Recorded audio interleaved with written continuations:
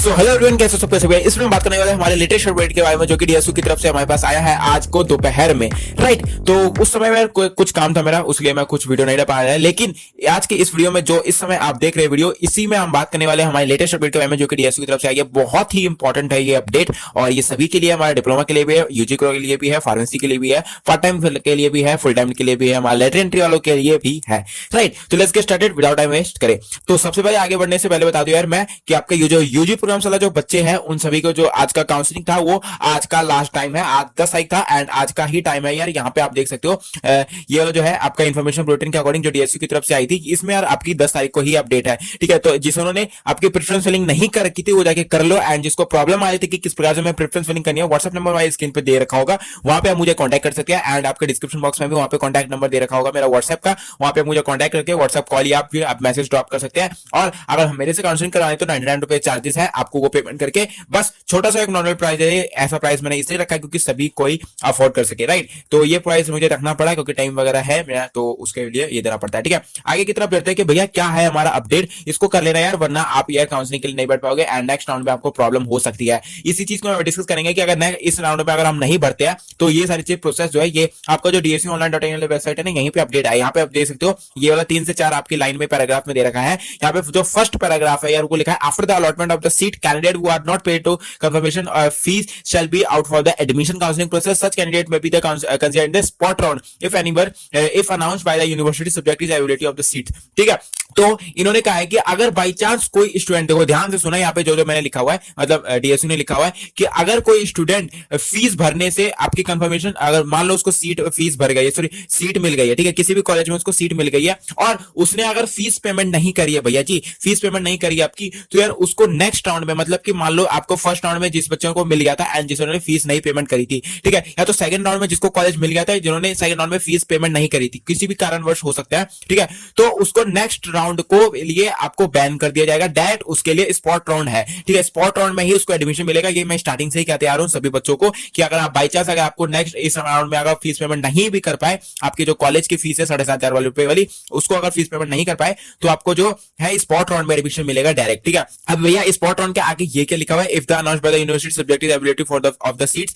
भैया देखो spot round उन्हीं बच्चों के लिए होता है जिन बच्चों के अगर स्पॉट, देखो अगर सीट बचती है ना किसी भी कॉलेज में, तो तभी हमारा पास ये स्पॉट राउंड होता है, तभी आपका स्पॉट आउट होता है, अन्यथा नहीं होता। ठीक है, इसलिए लिखा हुआ है कि अगर डीएसयू यूनिवर्सिटी अगर अनाउंस करती है तो अगर सीट बचती है तभी ये अनाउंस होगा स्पॉट राउंड, अन्यथा नहीं होगा। ठीक है, इतनी बात समझ में आ गई है? Okay great. नेक्स्ट की बात करते हैं, सेकंड में लिखा हुआ है candidate who are withdrawal from the counselling by the using cancel और विथड्रॉवल बटन। बाय चांस किसी बच्चे ने विथड्रॉल कर लिया था अपना एडमिशन को, तो shall not be considered the next round और the counselling and shall be out from the admission process. ठीक है, सच कैंडिडेट्स में be considered the spot round. मान लो किसी बच्चे ने बाय कारणवश यार या तो फर्स्ट राउंड में या तो सेकंड राउंड में, अन्यथा अनटिल अनलेस उस बच्चे की अगर फीस वापस आ गई तो वेल एंड गुड। अगर जिस बच्चे की फीस जो सीट है वो वापस नहीं आई है विड्रॉवल वाली, तो उसको भी नेक्स्ट राउंड में मौका नहीं मिलेगा, उसको भी डायरेक्ट स्पॉट राउंड में मिलेगा। ठीक है, स्पॉट राउंड में मिलेगा, मतलब कि इन दोनों पॉइंट से हमें क्या समझ में आता है कि भैया जिसने फीस पेमेंट नहीं करी थी अपनी 7,500 रुपए वाली, जो 7,875 वाली फीस है, वो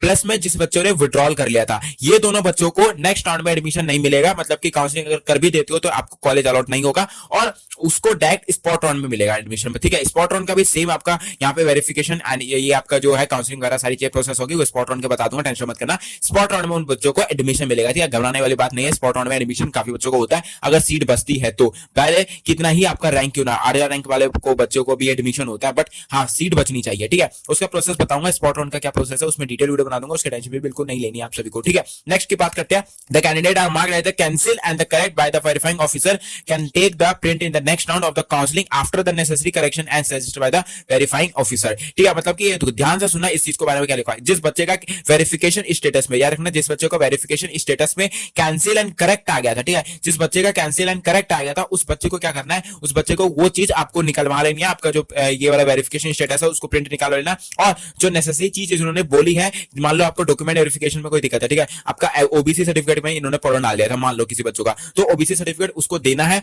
और प्लस में यार ये वाला जो है उसका नेक्स्ट राउंड के लिए, उसके लिए आप अप्लाई करते हैं नेक्स्ट राउंड में, और नेक्स्ट राउंड में जब आपका डॉक्यूमेंट वेरिफिकेशन होगा तो वहां जाके आपको ठीक करानी पड़ेगी। ठीक है, पहले ही वो आपका जो वेरिफिकेशन स्टेटस है पहले उसका प्रिंट निकाल लेना है, ठीक है, प्रीवियस ईयर का, प्रीवियस आपका जो काउंसलिंग है उसका, उसके बाद जाके आपको क्या करना है, वहां पे नेक्स्ट राउंड में आपको वो वाले जो डॉक्यूमेंट इनकरेक्ट था उसको ठीक करा लेना, मतलब कि नेक्स्ट राउंड में ही जाके ये सारा चीज प्रोसेस ठीक होगा। मतलब कि आपको मान लो सेकंड राउंड में किसी ने प्रॉब्लम डाल दिया था डॉक्यूमेंट वेरिफिकेशन में, तो आपको क्या करना है, उस चीज को आपको प्रिंट करवा लेना है, ठीक है, प्रिंट करवा लेना। अगर कैंसिल करने वाला बच्चा आ गया था तो उसको प्रिंट करवा लेना, और नेक्स्ट राउंड की आपको काउंसलिंग भर देनी है आपके थर्ड राउंड के लिए, और जब थर्ड राउंड में आपका वेरिफिकेशन होगा तब उस कॉलेज में जाके आपको वो चीज आपको जमा करवा देनी है, ठीक है। इतनी बात समझ में आ गई है। अब लास्ट जो है, प्रोग्राम प्रेफरेंस और choice submission does not guaranteed seat, ठीक है। यहाँ पे लिखा है जब program preference choose submission does not guaranteed of a seat, मतलब कि इन्होंने कहा कि जो भी आप प्रेफरेंस भरते हो या चॉइस सबमिशन भरते हो तो उसकी कोई गारंटी नहीं होती है, ठीक है। और मैं भी गारंटी नहीं लेता हूँ, क्योंकि ये जो सारा सिस्टम होता है वो कंप्यूटराइज सिस्टम होता है, ठीक है। इसमें हमारा कोई रोल नहीं होता है, सारा चीज